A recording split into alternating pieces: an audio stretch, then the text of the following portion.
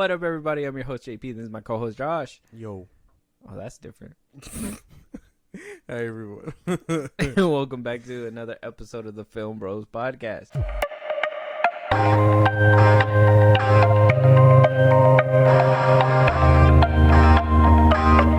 All right, Josh. Have you been playing any Sony exclusives lately? God of War. Ragnarok. I've been replaying that one. It's so good. You still haven't gotten to, like, The Last of Us Part 2? No. Have you played that Forbidden Hero Hidden Dawn? Oh, whatever? the Horizon one? I started the first one. I know the second one is supposed to come out or whatever, or the DLC, whatever the fuck it is. Yeah. But it was fun for the most part. I put it down. I forgot why I put it down, but it was good when I was playing with it. Yeah. Oh, you just haven't picked it. I haven't right picked back. it back up now. Maybe because God of War came into the picture. Maybe? Probably, yeah. Bumped it out of its way. Sony does have good exclusives. You already know me. I played both Last of Us. Both God of Wars. I haven't played that Horizon Zero Dawn one. Yeah. It never really appealed to me, but I heard it's really good. No, yeah, it is good. I heard it's really good. But you know, you guys out there are probably wondering why I'm asking about video games on a movie podcast. Well, it's because apparently video games are getting movie budgets, and it's crazy because I guess a recent leak from analysts. So, a little backstory. As of right now, Activision and Blizzard are trying to get that acquisition to, buy them out and be able to have their own. Yeah. Sony stepped in and the FTC stepped in and was like, well, wait, this doesn't seem right. Seems like they're going to monopolize the game kind of shit. Like they're trying to stop this merger from happening. You've heard about the merger, right? Yeah. So I guess to kind of show how it's going to hurt numbers, Sony was asked, hey, what are the numbers on the games that you've been putting out? And it wasn't supposed to be public record, but I guess they didn't redact a certain money. So apparently all these games are getting movie budgets. The Last of Us 2 cost over $200 million to make on its own. Horizon Zero Dawn took $220. God of War $212 million. So it's like we're getting to movie budgets, and I was always wondering, like, why are video games so expensive now? $60, $100, $120, and they never put out the numbers. So I was always assuming like technology is getting better, yeah, but maybe because it's just getting easier, having to do video games every year. I just thought things were just getting easier. Oh, no. I didn't think that they were putting all this money into this into it. But it's good. They're still making a profit at the end of it. I think the reports say that every single game, even though this isn't including like marketing and stuff, they said after everything's said and done that they're still making about $300 million profit after every single game. Yeah. So $300+ million profit. That's still pretty good. So that means that they have to be making at least with everything by the end of it all, probably like what, 600 million. Including, I don't know. To break even, the math is fucking. Well, yeah. I mean, if they took like 200 million to make it, let's say advertisement and everything will do in another 70 to 80 million. If it's a bigger project, maybe another 100 million. That'd be like 300 million. Yeah. If they're still making a profit by the end of that, they have to be making at least roughly around 600 million per like game launch. You know what I mean? So The Last of Us Part 2, worth it. A lot of backlash, but worth it. God of War, worth it, obviously. And I don't know about Horizon, but does this justify the game tags that be coming up on there? I think so. Obviously, I think now where we're just like, if you really want games that are very realistic, and do all this other stuff, immersive, all that. Yeah, like you gotta pay for that. You gotta pay people, not just the actors that are doing mocap and all that, but music and this and that. You know what I mean? They still hire these big budget names. Like, I'm pretty sure a lot of it goes into making that. It's not. I imagine. Sorry, I know there's a big difference between doing mocap and then just programming someone. I bet just programming is a little cheaper. Yeah. Because now you're paying for actors to do more than they're supposed to. Like, I don't think they did mocap for the Wizard game, the one that just came out, the one you were playing, Oh, Harry Potter. the Harry Potter one. I don't know. I didn't hear anything. I don't think so. I'd imagine it's just voice lines and all Yeah, that. like God of War, that was God of mocap. War takes mocap. Last of Us takes mocap. Zero Dawn, I'm sure, had mocap in it. I think all of them do mocap to a certain extent. I think only to get the movements and stuff like that. But I think some of them are like full on mocap where they're trying to get all like movements, facial expressions, everything all at one time. And then you have the other suits that are just trying to get the movements, how certain things are supposed to move. Like the Harry Potter one, obviously you got to know how they flick the wrist, so they probably put dots on somebody's arm just so they can figure that out. You know what I mean? But yeah, I'd imagine it's Wingardium expensive. Leviosa. I'd imagine it's expensive. $60 for a game is I think it's justified. Yeah, they're not seeing the theatrical run. They're not seeing anything like that. It's just kind of like a launch. And honestly, every single game has been super immersive as of lately. I don't think, it's not like we're in the Hollywood sphere where like, people say like CGI is regressing and stuff like that and blah, blah, blah. Like video games are going straight forward. You know what I mean? Updating. Groundbreaking type shit. Like things you would never see before are being done in video games, which is insane. Fucking insane. Yeah. And if you guys seen The Last of Us Part 2, you know what's... Have you guys seen or played the game? You know what scene I'm talking about. Anyways, but yeah, so that being said, on top of that, Sony is also profiting off these games too, because they played it smart. They're no longer paying 30% to a third party online seller. You know what I mean? Whatever exclusives they have, stay on their PlayStation. If they're out there, at Walmart or whatever, that's fine. But a majority of the time, especially releasing a discless version of the PS5, people just got to purchase them digitally. You know what I'm saying? So like, they're making a killing off of that themselves. Why go to Walmart when I could just download it off the PlayStation Store? And on top of that, it's this much cheaper because I think in the stores they have to like put a different kind of sales tax or whatever. Whereas and shipping and all that stuff. Whereas online, it's just $60. Yeah, you pay that flat rate, you're done. So I mean, making money left and right. Sony's doing the right thing. I don't know where I don't know where a judge is gonna look at it and be like, "Oh, Sony, you're making tons of bank. You have rightful cause to stop this other company from making tons of bank." You know what I mean? Like, it just seems like one's trying to keep. It sounds like Sony's just trying to keep Microsoft from capitalizing on this deal. Basically, which I mean, they already own Call of Duty. I don't know who's thriving for that, but they own Call of Duty, which is arguably one of the bigger first shooter franchises.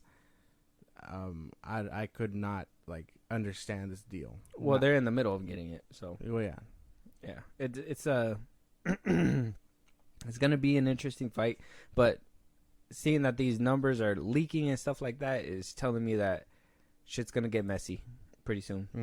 Like if shit's leaking out about what's happening, that means somebody wants people to know what Sony's doing, what's happening with Activision. You know what I mean? That some shit's gonna go down. And we will be here to explore that when it happens. It's gonna be great. But somebody who did finally come out, actually two people came out after the Flash premiere. First one I want to speak on is Ezra Miller. Okay, yesterday, actually on Saturday, on July 1st, he wound up going on Instagram, and publicly apologizing for certain things. So, as we all know, depending on what side of the aisle, you either see Ezra Miller as this monstrous, heinous, unwielding maniac who goes into bars and terrorizes people, steals wine out of your house, and grooms children. Yes. And on the other side, he's somebody who was going through shit and,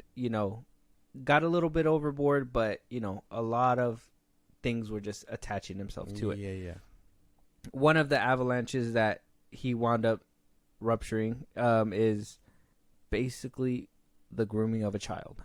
And this was a big one. Okay, I think this one was like the icing on the cake on top of everything. The people were like, fighting the Ku Klux Klan?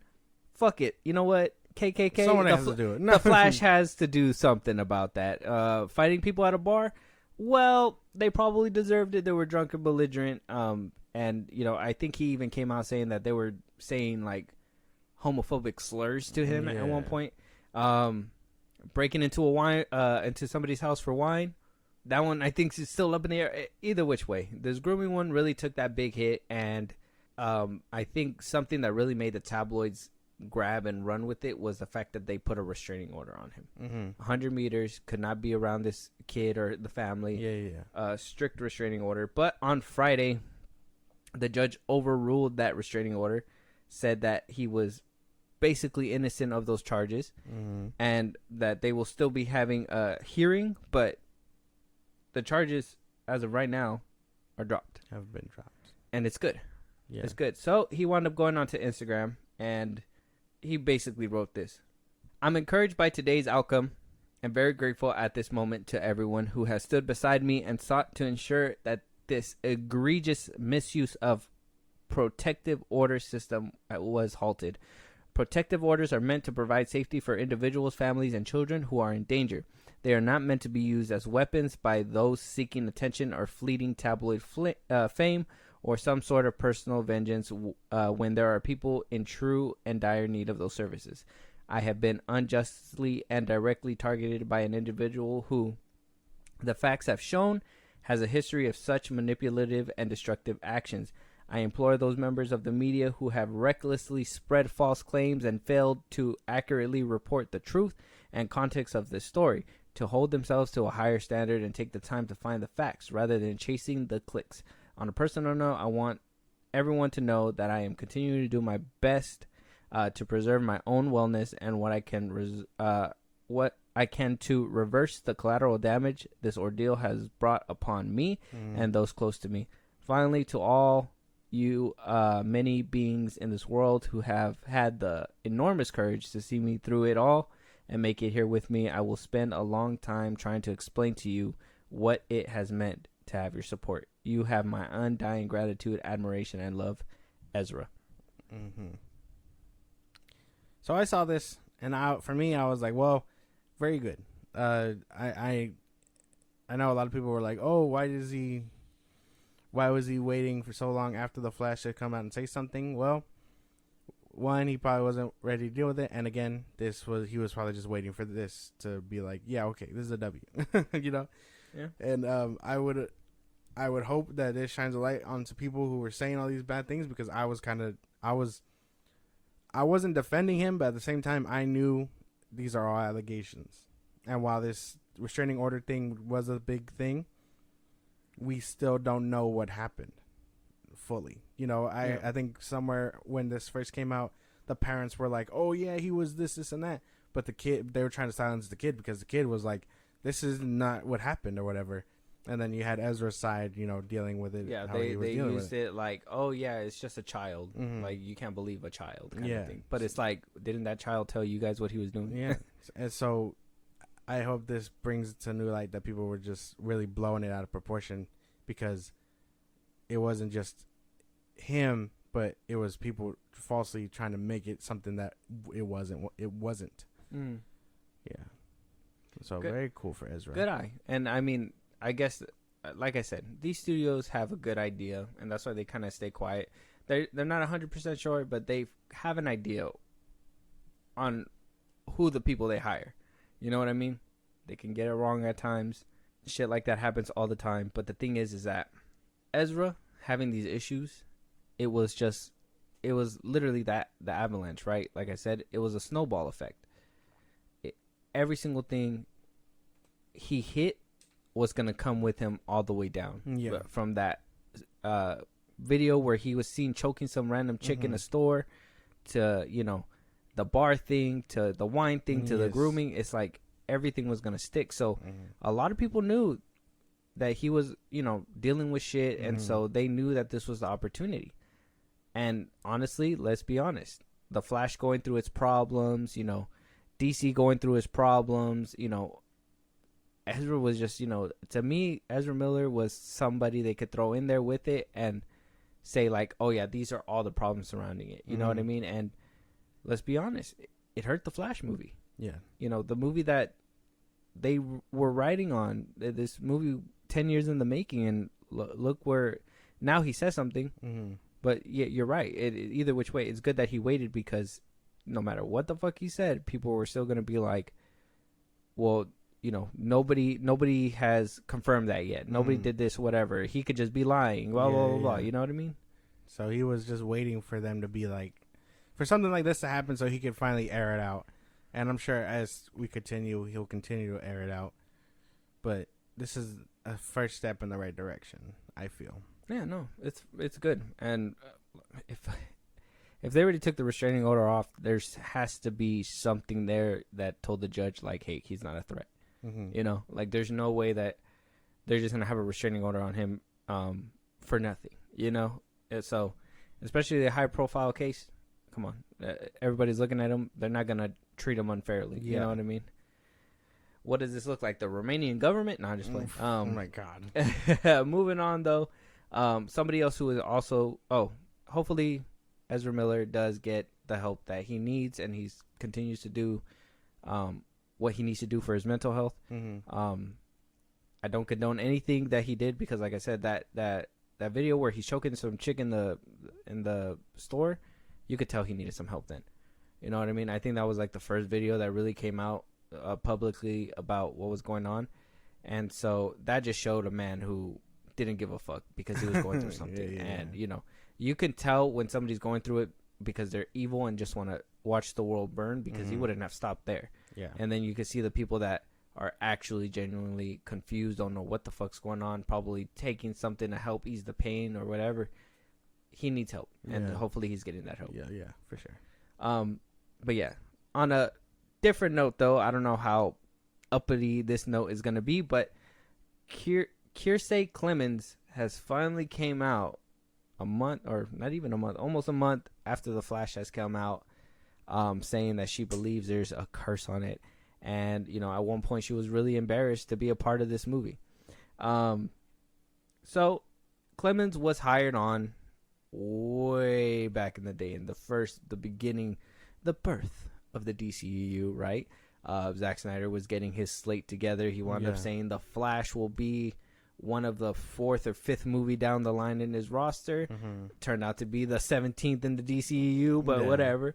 And Rick Fuyama was supposed to direct this movie. So together with Rick and Zach, they basically handpicked Clemens, because I think she also said in the podcast that there was a scene that there was supposed to be at the end of The Flash where they're supposed to be together and in love, and there was supposed to be chemistry between them. And then I guess at that point, that's when they were like, she needs to be Iris. Proceeded to put her in Justice League to, you know, as a precursor to what we were going to see in The Flash. But with everything that happened, it just made it more humiliating for her. And she says this in her quote, that I was freaked out because at one point there were rumors going around online that I was getting recast, which is humiliating. It was more embarrassing and hurtful than getting cut out of the Justice League, which I was able to understand more than the rumors of being recast. They had to cut the movie down. That's how it goes. With The Flash, I was so young and was so excited, and the director that I was supposed to be on with was gone, and so I felt dismissed and replaceable. And it's true. I mean, if they cut you out of a movie, the movie that, you know, you were supposed to be in to basically set you in the universe, that's where things get a little unsteady. You know what I mean? Like, if you were in that movie before, it would be a little bit harder to recast you. Yeah. You would have a little bit more job security. But they cut her out completely in that one. I don't know. They were just like, yeah, she doesn't work. Or we didn't thought she didn't work, whatever. For whatever reason. But oh my God, man. I wouldn't say it's cursed. Or actually, it probably is cursed. Well, we haven't gotten to that point yet, but I mean, at least with yeah, because she did say it was cursed or whatever, but like, I think it was probably cursed. 10 years in the making, it has to be cursed. 100%. Yeah. 10 years? That the Flash curse. This Flash movie has never had a live action movie at all. And wow. It's not beating these allegations. Dude, I don't know. I don't know how to feel. Because they cut out Ray. He cut out Ray Fisher drastically, but he was still in the movie. Yeah, but in hindsight too, even in Zack Snyder's Justice League, Iris was only in the scene that she was in. You know what I mean? Ray Fisher Cyborg, at least he was able to, you know, he was throughout the movie. That's right. He was still in it. But that's what I mean. Like she was cut out fully of Justice League, and then Ray Fisher he was drastically cut also, but he still had a part to play because they couldn't cut him out completely. Yeah.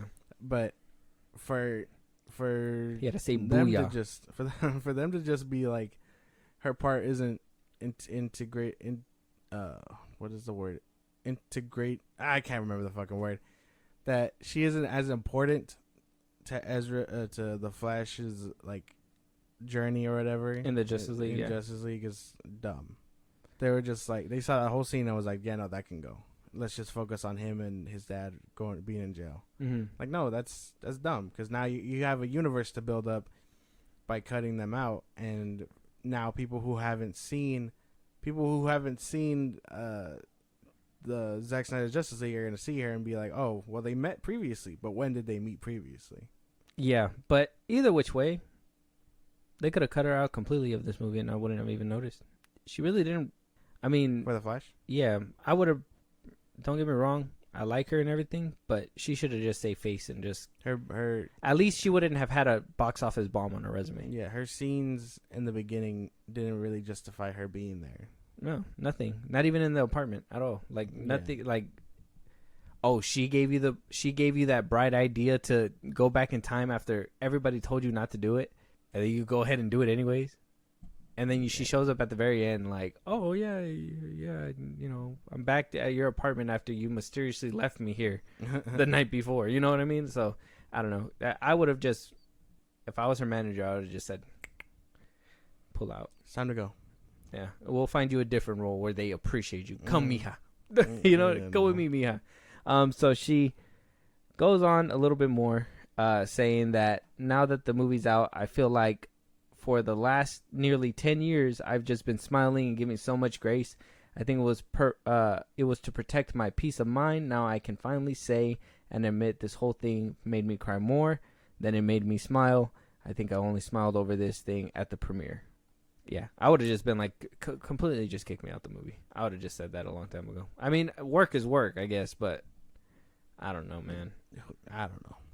This movie, a big mess, went through so many. I mean, well, it went through 2 directors that were recently signed on. There was a bunch of rumors saying that they were talking to Sam Raimi, talking to Dennis Villela or whatever. Like, they were talking to all different directors that kept saying no, and then finally landed on Andy Muschietti and gave us what we got. This fucking guy. Yeah, no, there was no real saving her character. She should have bounced honestly after the second director. I don't know. I think by the end product, I think everybody just gave up, and then we're trying to gaslight us and tell us that it was a good movie. Yeah, probably. Like I said, I think this movie would do good. The Flash will do good on streaming, but in her case, it doesn't just, like, as much as I like Ezra Miller, it doesn't justify in my head what Zaslav did of cutting Batgirl. And, you know, it doesn't justify that and then not cutting this movie. You know what I mean? If they cut Batgirl, they should have cut The Flash. They probably would have made a little bit more back than what, you know, they're getting as of right now in the box office. I mean, at this point, they're trying to get the movie out as soon as possible. So it's like they could have easily went a different route, but they kept it for whatever reason. And then her scene in here too, like I said, it didn't make any difference whether she was in the movie or not. She didn't play a crucial part, a vital part. She wasn't even like a love interest at all. You know what I mean? Like, not even in the alternate universe did he have any like relationships or anything. Yeah, so it's like this movie could have just not have been put out, to be honest. Honestly, yeah. I mean, now that we've seen it, I feel like I could say that. But yeah, this very big garbage thing. In a different universe, it didn't come out, and you're that guy in the chair that was like, oh, The Flash would have been so good if they would have fucking released it, and I would have been like, nah, man, that shit would have been a garbage, and you would have been like, nah, it was so good. In another universe, so we would have had the Snyderverse. So yeah, no, there's that too. The multiverse got me thinking about those things, man. Yeah. In a different universe, I'm happy right now watching the Snyderverse unfold. Very good. It's probably on Justice League. Good for him. Good for me in 538. I don't know what university. But either which way, I mean, like, do you think that this movie should have? Do you agree with me that this movie should have not came out? I don't think it should have not came out because they needed an excuse to reboot for James Gunn's thing, but there's a lot of questionable things to be like, well, if this they thought this was worth keeping, they thought Blue Beetle was worth keeping. Why was Batgirl the exception? Like, what was so wrong with that movie? Too much Keaton. You think so? I think it would have just have been too much to redo, and I think it was just too much money for them. I think when they looked at it, well, this is what I thought before the fucking flash bomb. So maybe at one point, prospectively speaking, they were like, the Flash has Ezra Miller. You know, it's going to be this big blockbuster. It's the first time you see the Flash. And then on one hand, it's the first time you see Batgirl. But at the same time, it has Michael Keaton from the Flash, which he was supposed to be around for this one. But we're going to go a whole totally different direction. So still changes the universe. We just got to get rid of any movies that's going to say that Keaton's coming back. Because it's just too expensive to do reshoots at this point. Yeah. You know what I mean? He's in the whole fucking movie probably. Mm-hmm. And... yeah, so I think that's why they did the decision that they did, because they knew they weren't going down that route. So it's like, what's the point of putting it out? Probably. Who knows? I don't know. I don't know what goes on at WB. I swear they just smoke crack and make decisions. Probably. I wish I could do that. Probably what set their lot on fire. Oh, damn, dude. Too much crack? Walter Hamada's just out there cracking it up now. He's just like, damn, bro. Take head of this spliff. This place went to shit without me, no? Like, no, bro, you were the shit that was happening. That's not fair. Yeah, it is. He did his best. No, he didn't. No. You try to pilot a multi-billion-dollar company. Say less. No. Piloting it straight to the ground. I will have a cinematic universe quickly. Quick? Yeah. Quick. I need to hear the storyboards on you. Moving on, though. Will Smith back in the news, not for slapping anybody, unfortunately, but something, I guess, that previously happened back in the 90s. And you guys are wondering, like, why the fuck we give a fuck about anything that happened in the 90s? I was like a baby or was barely being born in the 2000s. Well, let me tell you something. The 90s was a wild time, okay? And Will Smith is a big name, so anybody will try to get some kind of publicity out of him, any shape, form, or way. And so an executive producer named David Steven Simon, he was talking about his new book, Freaks, Gleeks, and Dawson's Creek. That's a weird book name. He was a producer on The Fresh Prince of Bel-Air back in the 90s. So he wound up talking about an idea that Will Smith was adamant and refused to want to do. And that was declining to allow RuPaul cameo on The Fresh Prince of Bel-Air. He says that the two were two rising stars in the 90s and that it would be a good look for him, but Smith just did not agree, saying that he remembers saying that it was a bad idea and he would just tell him, listen to me, and by the end of it, Will Smith would not budge. And if you don't know who RuPaul is, it's the famous drag model that you see all over. Oh, I have no idea who that is. You don't know who that is? No. Okay, let me guess. They were famous in the 90s?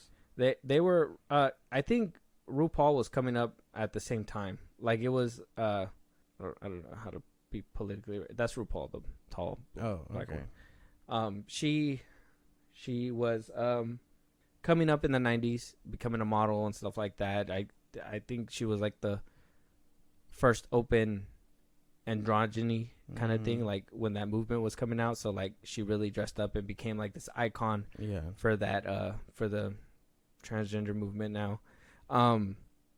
Now what I'm thinking, back then it was like, oh, two rising black stars, you know, let's put them in the same room together and see how it was, because I think at the time RuPaul would, you know, cross dress, so she would still be a man but dress as a woman. And it was a weird time. So now the reason why I'm bringing it up, because a lot of people are making it seem like this is a big deal.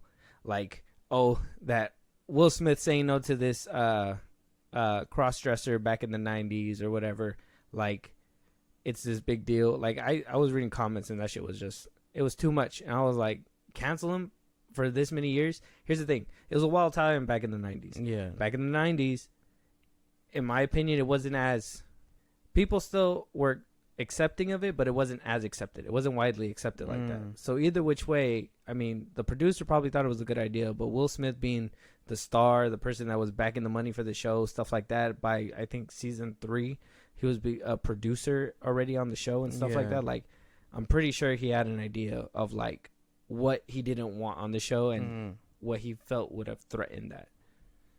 I would imagine, because it was real taboo stuff. Like, there was barely any like LGBT actors and whatnot, or if they were, they were very closeted, and the tabloids would be like, oh, so and so is doing so and so, you know. And I would imagine it's very just taboo stuff. And if his show is up and coming, that could have probably tanked it. You know, it wasn't like these talk shows where they could just have these kind of people and air it out. It was very controversial stuff. You know. I would imagine, though, on the other hand, that he had Donald Trump and all these other famous people on there. I don't see why this would have been too big of a deal. But at the same time, I understand. You understand what's riling people up. Yeah. Yeah. But to be this invested in something that happened literally forever ago, it's not that big of a deal. Yeah. People need to let it go. Like, unless we can get a time machine, go back in time, put a gun at Will Smith's head and be like, put RuPaul on this fucking show.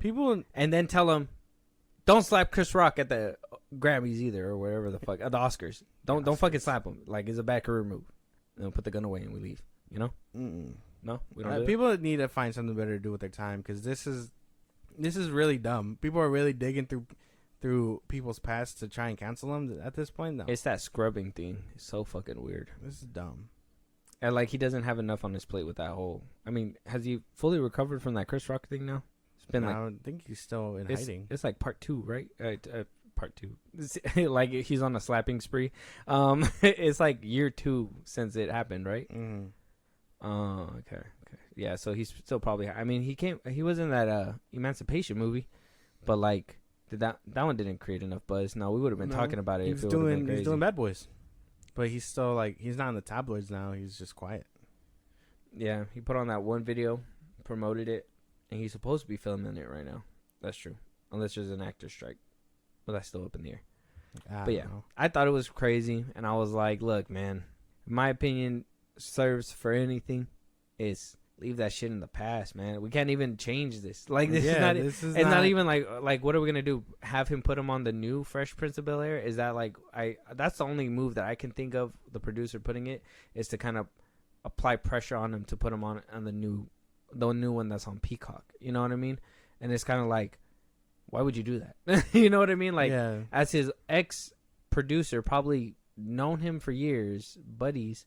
Why would you apply this kind of pressure to have RuPaul on his new Fresh Prince show? A show that he produces, you know? Yeah. Doesn't make any sense. This is not to get your feathers riled up. This is dumb. My boy was just in his man cave, just like, I'm going to get Will Smith back for this hard no he kept giving me for this RuPaul situation. I'm going to put it in a book that people probably won't read it, but turns out they read it for some reason. Yeah. It is what it is. I thought this one was just too much. I get it, but let's go with a little palate cleanser and go ahead and raise some awareness for our boy Ray Fisher. Okay, first of all, he wound up coming out in LeBron James' Fetch Clay Make Man. It's supposed to be basically Muhammad Ali's story, and Ray Fisher is playing Muhammad Ali. Will Smith played him at one point, Muhammad Ali, and I think another actor. I can't think of his name off top. I don't know if you've seen Zack Snyder also went to go watch him. Wound up putting on Vero that, he went out there to go watch it. No, I didn't. Still hasn't said nothing about The Flash, though, that he was supposed to catch a week later from that one, video on Twitter. But that's just whatever. That's just me. Either which way, Ray Fisher coming out on theater and getting high praises. Even got an article from Rolling Stone's Yeah. Entertainment Weekly basically praising his performance on this what's it called, on this play, and it just brings me back to like at one point they were trying to smother this man, and now over here he has roles. He's in this play now. I'm like, Ray Fisher's, he's a gangster, and it all happened because the Snyder Cut came out. After that shit came out, everybody's seen his chops and everything. Yeah. I think he was in one movie or whatever. But then I was even like, why didn't Zack Snyder pick him up for like Army of the Dead? Mm-hmm. But saving him for Rebel Moon, Yeah, he's man. gonna do good. He's gonna skyrocket. go far. Yeah, he's gonna go far. No doubt about that. I saw the set pictures of him as Muhammad Ali. He looked really good. Yeah. But that's like the most I know about this. Mm-hmm. But good to know that he's getting his praise, and good luck to him. I'm sure he's gonna go far. Yeah, man. Ray Fisher He's gonna be good. is the man, bro. Yeah. If you guys haven't heard of him, check him out. He's in a few movies. I think he has a TV show on Hulu as well. I haven't seen it yet, but I heard it's really good. He does really good in there. So it's good to see that he's finally getting that recognition that he needs and he deserves, because Joss Whedon said he couldn't act. yeah. So, But here he is, acting his ass off. getting tripped up by WB and Walter Amado. That's what I'm saying, man. I think everybody, every single Justice League member has a case on how like the studio tried to ruin their careers. Like, it's insane. But yeah, I just wanted to give a little, after that Will Smith one, I kind of wanted to give a little palate cleanser, So good for him. Passing the mantle from Muhammad Ali to Ray Fisher, same thing. Topics. Let's move it. Harrison Ford also coming back out into the limelight. Now, we're not hearing Indiana Jones is doing too well in theaters. I think opening up with at least $60 million in its domestic debut. Apparently fans are saying that the critics were harsh, though. Apparently the movie's not as bad. I wouldn't know. I think the only bad review that I heard was, and I don't want to give him recognition or clout, but it was Neurotic. That's the only one where I heard like a bunch of bad things. But then at the same time, don't listen to the man. He literally put a video of himself saying that I'm going into the Miles Morales movie. Homie kind of racist. Yeah, I'm going into the Miles Morales movie. There's going to be a bunch of Spider-Man and Peter Parkers, but I'm going into like that shit. Don't listen to him. But either which way, Harrison Ford doing his little press tour for Indiana Jones 5. Regardless of how the movie's doing, he was asked about a lot of things, and one thing that he seems to be in a good mood about in this interview was him talking about his time as Han Solo, speaking really highly of it, honestly, saying that he was grateful. He says, I was grateful because it changed my life. I had opportunities that extended beyond director George Lucas, and my success is in making that film. It gave me the freedom and opportunities that I never had imagined I might have. And again, dude, I just want to bring this one up because I like the dude, but this whole flippity flop thing when it comes to Star Wars, it just irks my blood a little bit. I don't know. Do you? You know Harrison Ford can be a grumpy old man. Yes. Have you already separated the grumpy old man from like these stupid comments, or like do you hold them? Are you gatekeeping these comments? No, not anymore. I think I come to the realization that he says what he can to survive, which is fine. To survive? Well, yeah, because I mean, I know he said some things about the MCU also. You know what I mean? But I really feel like he just says that shit because he's there right now. When he puts it behind him, he's gonna be like, "That shit was stupid," or whatever the fuck he's gonna say. Yeah, he said positive things about the MCU too. Yeah. So I mean, I'm kind of just over him and his comments at this point. You're just like, Harrison Ford is gonna say whatever he wants. Yeah, he's gonna say whatever he wants to, like, either put out press or please the people he's working with now. So you think this is all a persona? Like he's just doing this just because? Yeah, he is an actor. I'd imagine. Yeah. So that's his thing. He's just shitting on his own roles later on down the road. I'm pretty sure. That'd be crazy. That's a crazy way to market it. It's like, I did a really good job, but I fucking hated playing that character. It's like, damn. Is that supposed to make us think like, damn, you really put some hard work and dedication? You really pulled a great performance. Thanks for going through hell. What the fuck you want us to say to you? What the fuck? Huh? I guess in a way you could see that as like an admiral thing or whatever, like admiration or whatever, but like, nah, At that I don't point, know. Why would you do that? Why would you do it? again, if you don't like it, why do it? Yeah, that's my thing too. Because even he was saying like by Empire Strikes Back, he wanted to be rid of Han Solo at one point. So you're excited about all the opportunity, but yet you still come back for a sixth one, Exactly. or and a seventh, and a seventh, eighth, not eighth, ninth, ninth, seven and ninth. 7 and 9. Yeah. I don't know. I'm over him as Harrison Ford when he talks. So does he, like, with these comments? Because I see your face with these comments. Does it make it like hard for you to watch his movies or what? Not really, because I mean I still can admit he's a good actor, but it really when you do think about it, you're like, damn, he really just despises this role. Like, you know, and I could hold that role very dearly. I really like Han Solo, arguably one of my favorite Star Wars characters. Mm-hmm. But, you know, to know that he hates it that much, it really does kind of put a damper on things. It's crazy how you can hate a role that, you know, puts you above and all over the damn place. Exactly. You know what I mean? Like, that's, you gotta be grateful, man. The fans, like, my boy's a fan of you, bro. Exactly. You're putting a bad taste in his mouth. One of these days, he's gonna put some dirt in your eye. Like, I'd hate to see him, have him sign a Star Wars poster and him fucking rip it or something. you know, like that shit would suck. You go up to him and be like, Han Solo, can I get your autograph? He's like, leave me the fuck alone. And he'd just rip your shit. Yeah, no. I'd be like, fuck you, old man. Kick him in the shins or something. Damn, man. Did you heard about that time where he like crashed his plane and survived? No. Yeah, I hear about that. That shit sounds crazy. Yeah. That man's invincible. Harrison Ford's invincible. Like, I guess he was flying his plane and he was coming back and he was going to land it by his, like, by this golf course or something, or I don't know if it just I don't remember the full story. I don't know if it like just stalled and fell down or something. But he wasn't like super high. He was like coasting over the top, and then like just failure, and he landed on a golf field and like his shit was busted. But he survived, dude. Well, damn. Good for him. Yeah. Harrison Ford's a fucking G. Mm-hmm. Nothing will hurt him. I would imagine. Yeah, no, man. But, hey, yo, Anthony Mackie, still in the tabloids. Okay. Because he doesn't give a fuck, man. This boy, he's not giving a fuck. He's saying whatever. Yes, we heard Captain America has wrapped filming. Yeah. Surprisingly quickly. Yeah, Brave New World. Yeah. There's a lot of rumors going on with that one. So, in this interview, it was basically asked if, like, you know, if they were going to go on strike. Because I think this interview happened on Friday.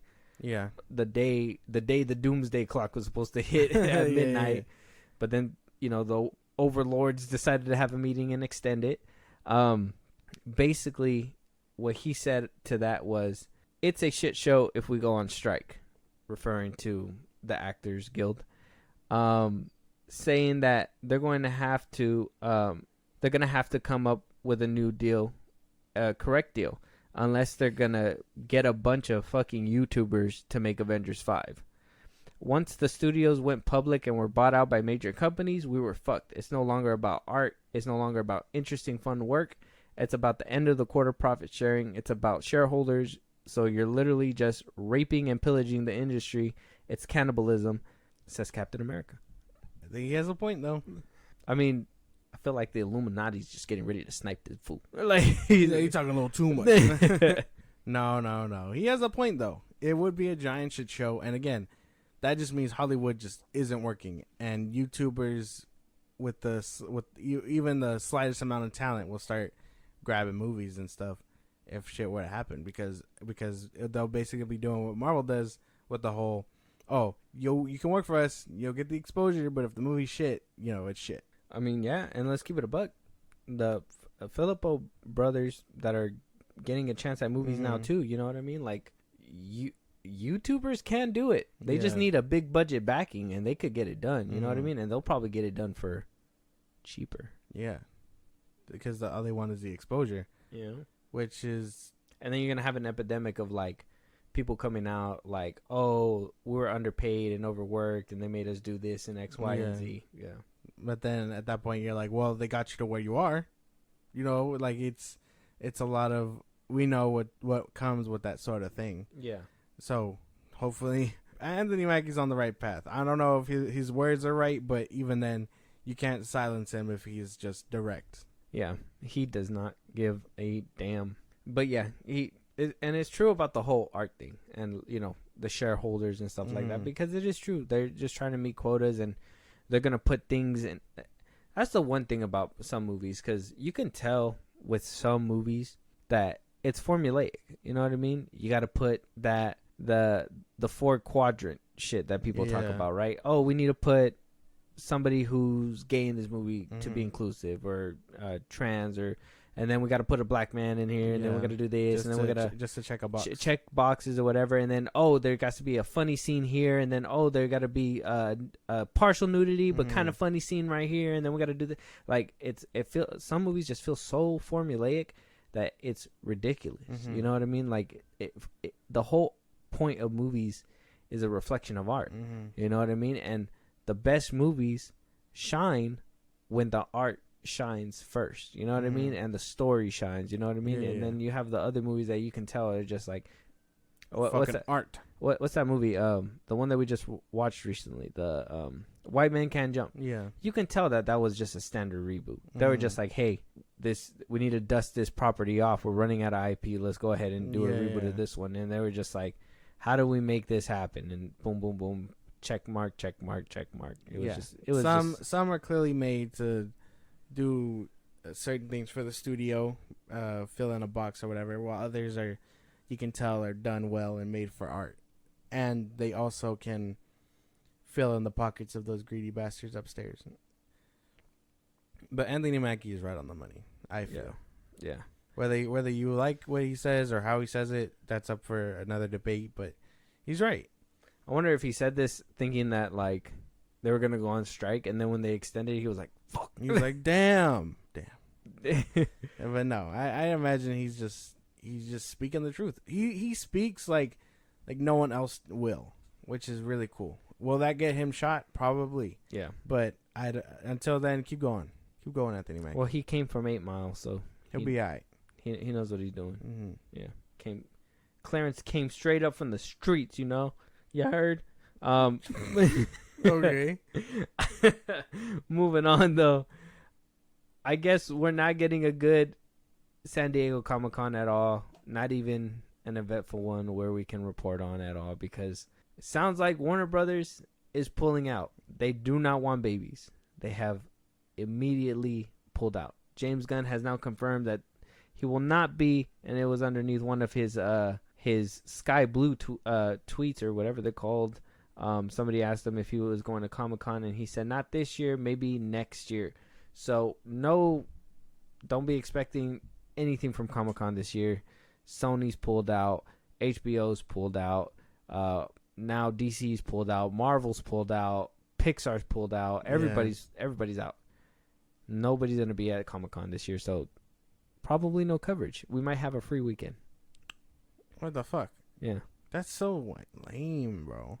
Well, because Comic-Con at that point is just people cosplaying, and, comic book vendors will be there and all that cool stuff. It's basically a regular con. What makes it this big event is seeing these films and trailers and getting news and whatever else. But when you take all that away, it's just a regular con where people can go and cosplay and buy comic books and shit like that. Share a common interest, but you take away all the fun stuff. You're kind of like, well, you can still go.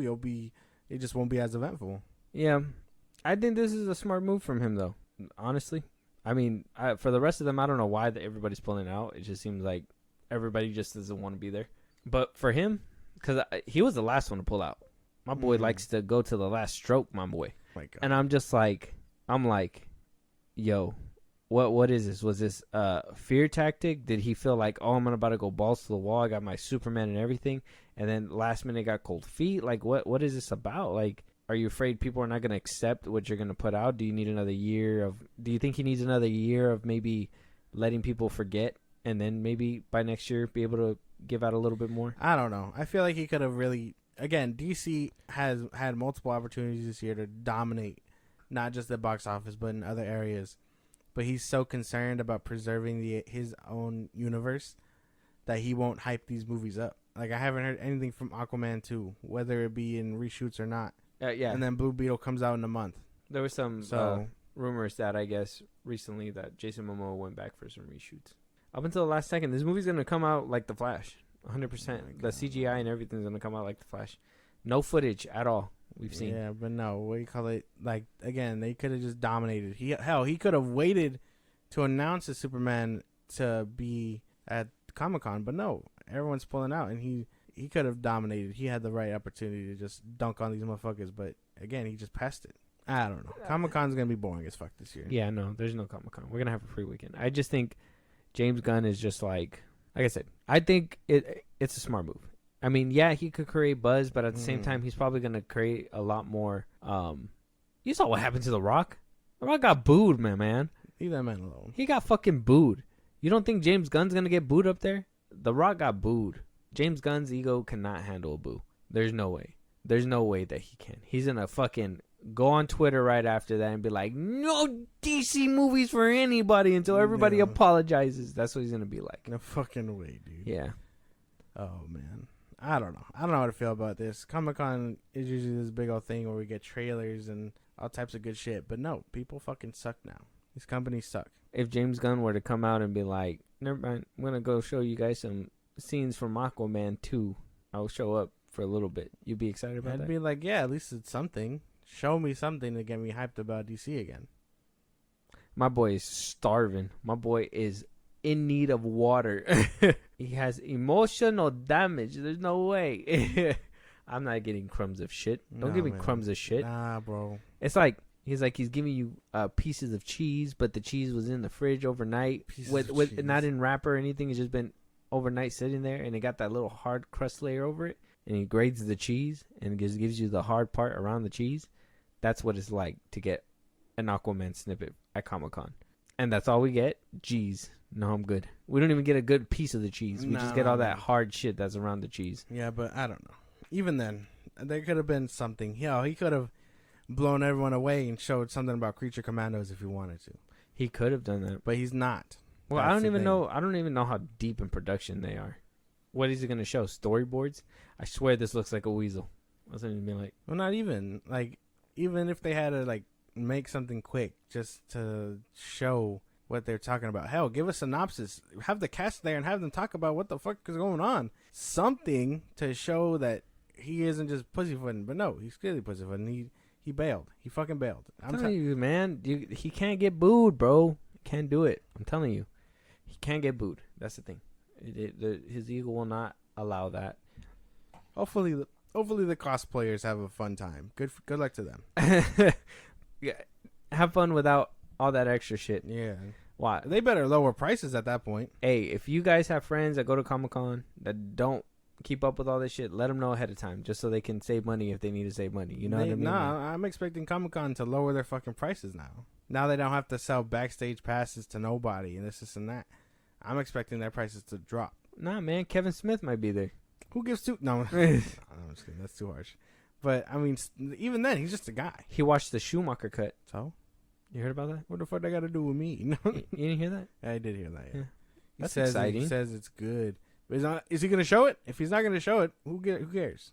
He just completely just says, fuck it, plays the Schumacher cut for everybody. Right. Yeah. Damn, no balls, Kevin Smith.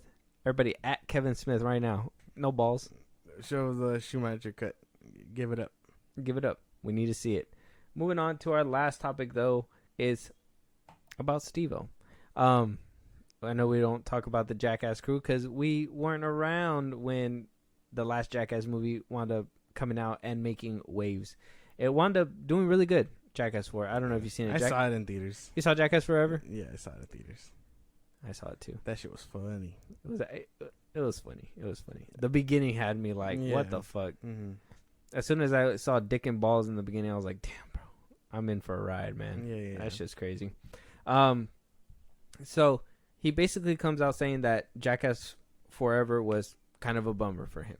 Basically, wasn't his favorite of all the installments. And he says the reason that is because it's not fun to watch Knoxville get hit in the head anymore. That he has a scene that left Knoxville with a brain injury because of a bull. I wrote this text to the whole cast. I wrote a text to the whole cast that day, thanking Knoxville for his sacrifices he made for his team, and also begging that he stops with the brain trauma. It was one of my my more serious and sincere messages. Yeah, and that he even goes on to say that he loved having Machine Gun Kelly on for Jackass 4. I just wish that the actual stunt we had him participate in had been at a higher level, saying that few of the stunts were kind of mid in his opinion. But it wound up making good money, $80 million on a $10 million budget. Not too bad at all. That's what, 70 mil in their pocket. Yeah. Come on now. That's pretty good. Got to split it in between everybody, but it is what it is. That's still a good chunk of money. I don't even think they did a shit ton of promotion. I think the most promotion I seen for that movie was on the internet, like internet posts and shit. Yeah, just trailers and whatever you saw on Instagram or Twitter. Yeah. I don't know how to feel. I mean, I'd imagine it was a bummer to shoot all that and then put Knoxville through the shit again. But I mean, it was your guys' idea to do all that, and I know bigger is better and stuff, but if you're too old and you can suffer real damage from this, you probably shouldn't be doing it. Have one of your younger cats do it. But I know they're pussyfooting because they're young and NRAs and whatnot. But it's not that. It's just that Steve-O and Knoxville don't want to let it go. They're the stars of Jackass, and so they think that they can do this up until I don't know how old they think they're gonna get. But their bodies aren't built like 20-year-olds. Like I seen Steve-O's bucket list tour thing live when they came down to the Fox Theater, and he was doing shit that I was like, this was on your bucket list? My boy went on horse tranquilizer. He was doing all kinds of weird shit. I'm like, this is not good for your body, my man. Like, you are too old. And he even said like a few things like ruined him for a long time. And it's like, dude, you're too old for this. Like in your 20s, 19, 20, early 30s maybe. You're 40s pushing 50 by now. yeah, I think it's time to stop. yeah, there's clearly a thing to be like that. And about the MGK stuff, he's a singer. He's gonna want to preserve his fucking body. Like I'm sure that bicycle one was as drastic as you're gonna get him. He's gonna be fragile about it. He's gonna be like, nah, like let's do it, but let's do it to where I don't get hurt too much. No, I think MGK would have been down for something more. I don't think so. You know him. He's like, oh, fucking metal. Let's fucking do it. No, I don't think so. No? You don't have thought? I I think he's dramatic behind the scenes. But I think he does all that shit for show. What? I think he's dramatic. You think it's a facade? Yeah. You think he's a pussy in real life? Not a pussy, but I think he can be very dramatic when he wants to be. Okay.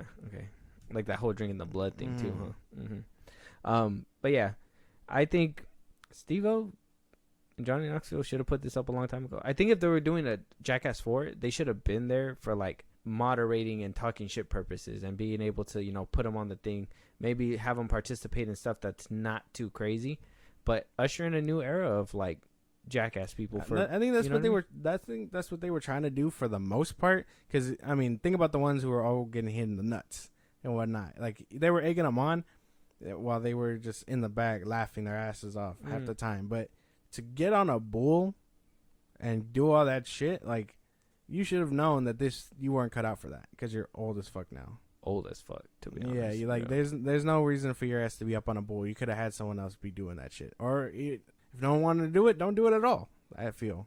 Yeah, because when I seen them getting hurt, even when I seen them getting hit by the bull, I felt like it was funny at first, but I felt more bad about it because I was just like, it was like an old man getting hit. Yeah. He has gray hair too, so it doesn't really help either. And then like he gets up and it literally cuts to them exiting the hospital. And you're just like, well, fuck. That kind of probably fucked them up badly. Yeah, hell yeah, dude. Like, there's no fucking way. And even Steve-O, too, like, he's done a lot of crazy shit. He's fucking massacred his body multiple times. Like, he needs to, I would just say, take the money, maybe become a producer on Jackass. Yeah. Think of, like, these crazy stunts and pay somebody willing to do them. Yeah. And just move on. And for the younger generation, because the first three, I never felt bad for any of them. I was like, oh, yeah, that's just funny, whatever, blah, blah. Even the third one, I don't even think they were even at that age where it was, like, pushing that boundary, like, oh, old people are doing this shit. But, I mean, when did the third one come out? Back in like 2010, 09 or something like that. Let me double check real quick. I can't remember. But like that's what I'm saying. If you really wanted a revamp, you'd get younger people to do this crazy shit. But till then, tying their names to it and that one came out in 2010. Yeah, it's been. When did it come out? It came out in 21, right? 21 or 22? I can't remember. 2022. Yeah, 2022. So it came out last year. 12 years later. 12 years later, they were probably in their 30s or 35 or something, mid 30s, and now they're probably like 40s, 50s. Yeah. That shit is too old to be doing. Yeah, no. I during the thing for sure, I looked at it. The ones that were funny were like that. I forgot their names. I forgot all their names. Like the ice cream one, that one was funny. There was like a few funny ones with like the younger cats, but I like the mime one. The mime one was funny. Yeah. When they had the boxer punch what's his name in the nuts. Oh, the heavyweight. Yeah, that one was funny. You heard the cup break. That shit was funny. Yeah, that shit made me like clench up in my seat, bro. That shit was scary. Funny. But yeah, I would like to see more of these, and I would like to see more Jackass movies or whatever. But I don't want to see these old men going through it again. I'm good. Maybe less penis too. Yeah, that little out of pocket, but there you go. Yeah, I just put that out there too, just a little less. With that being said, that's gonna be our last topic for this episode.